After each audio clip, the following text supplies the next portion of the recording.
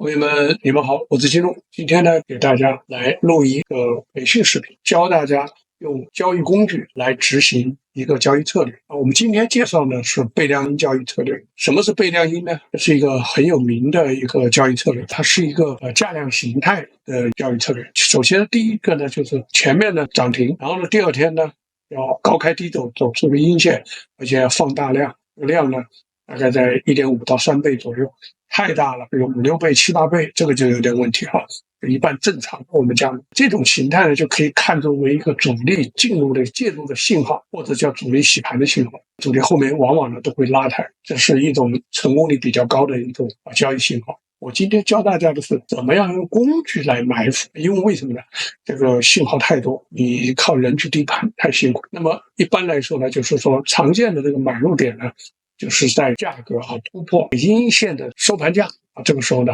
就可以进行就是交易了。交易完了以后呢，就要设置一般来说就会设置在这个阴线的最低点的这个下面，不要超过这个位置，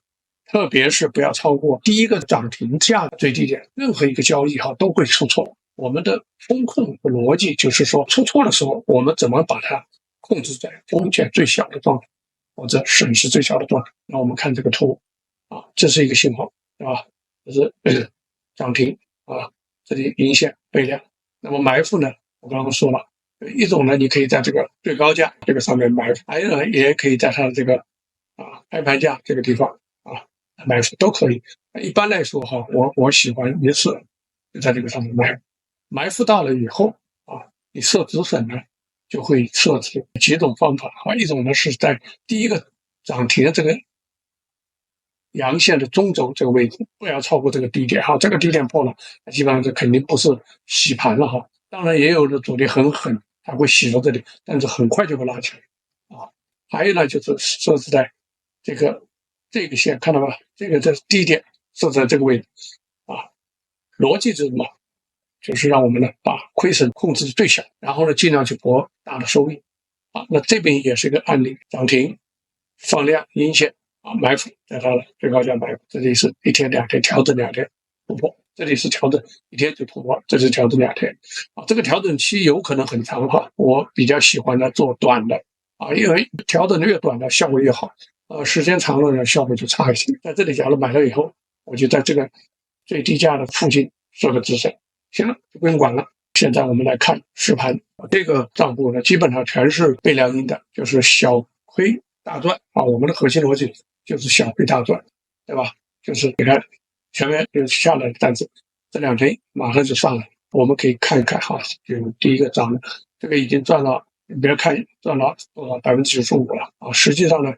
没到那么多，它只不过因为卖掉了不少剩下了这些，但是呢收益肯定是可以的。我们可以看到这个是涨停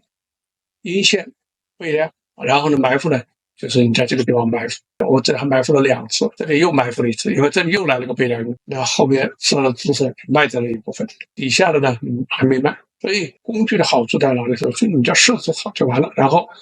止盈止损，比如说我们可以看止盈止损有一个已经成交了，今天还有一个还没成交，还在底下还在底下我们再看这个是今天买的10月3号涨停，4号倍量因埋伏呢在这上面，昨天跌下来没成功，今天埋伏成功，今天买到了怎么办？马上干什么？设止损。刚刚说的我们就点开这个止损工具，我一般不设止盈，我只设止损，让利润奔跑，截断亏损就是这个逻辑那我们就偷这个止损线，偷这个止损线，这个绿色点点偷到哪里呢？就是我讲的这个是低点附近，或者呢这个是实体的中间稍微大一点就这个，然后稍微小一点的就这个，这是第一保护我还可以设第二保护。第二保护呢，我一般来说就是说，就是我就落袋为安了，我就会做到，就是说我会做到比较短的这个里面，比如说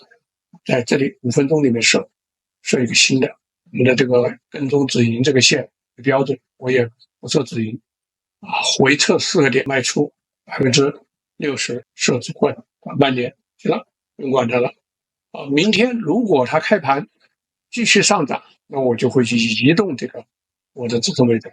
如果直接回来，好，那就好了，是吧？就这样，大家记住，不管怎么说，我们风控是非常重要的风控是非常重要，因为任何时候都可能成功，也可能失败啊。就是说，你不能保证任何一个策略，就是说好像100%没有的我觉得贝量因这个策略算是比较高，但是我大概统计了一下，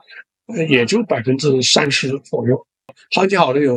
时候有50、60以上，行情差的时候可能只有30%，平均下来就这样。那么我们呢能做的东西就是我们没法预测它未来会涨几个板、2个板、3个板，不知道。但是风控是我们可以去做到的，所以我们一定要把风控做好。好，今天呢我就把怎么样用工具来做这个交易的方法教给大家。未来我们会有更多的这种策略用工具来做的方法，不断的会在我的频道中呈现。欢迎大家订阅我的频道，谢谢大家。